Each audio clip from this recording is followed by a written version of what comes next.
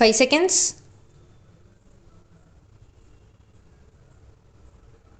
Comments. Transforming the railways will require us to partner with the key stakeholders. First, consistent with the Prime Minister's vision of cooperative federalism, we will work closely with the states to make the railways the backbone of national connectivity. Their economies and citizens will benefit dramatically from an improved railway system.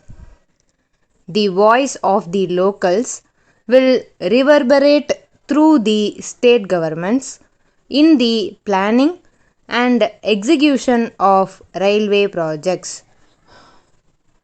They will also be able to raise financing through special purpose vehicles that we will create with them. Most of them have already expressed a keen interest to make the improvement of the railways a joint endeavor and a shared success. Second, we will partner with PSUs to ensure that sufficient capacity is built to transport critical commodities like coal, iron ore, and cement, etc., from where they are extracted or imported to where they are consumed or processed.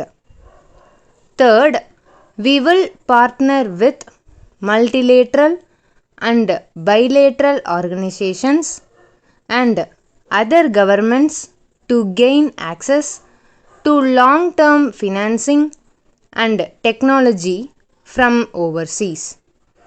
Finally, we will partner with the private sector to improve last mile connectivity, expand our fleet of rolling stock, and modernize our station infrastructure.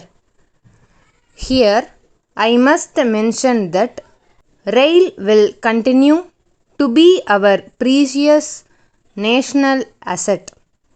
It will continue to serve the common man. The people of India will always own railways. Over the next 5 years, we envisage an investment of rupees 8.5 lakh crore.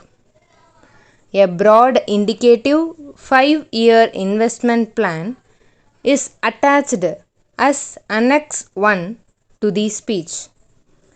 Budgetary support is the quickest and easiest option to finance the plan, but the Ministry of Finance also faces challenges of combating demands, although a small initial contribution to railways can be catalytic. But the scale of our investment needs is such that it will require us to seek multiple sources of funding. We will tap other sources of finance. Multilateral development banks and pension funds have expressed keen interest in financing new investments. Their time horizon is aligned with ours.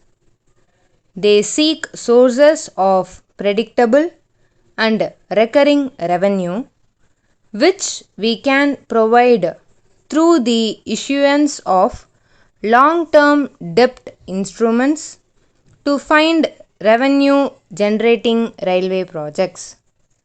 To get the most out of the additional resources that we will be investing, we will need to ensure the highest standards of operational and business efficiency. I am happy to report an improvement on our financial performances in the year 2014 to 15 relative to what we had anticipated earlier.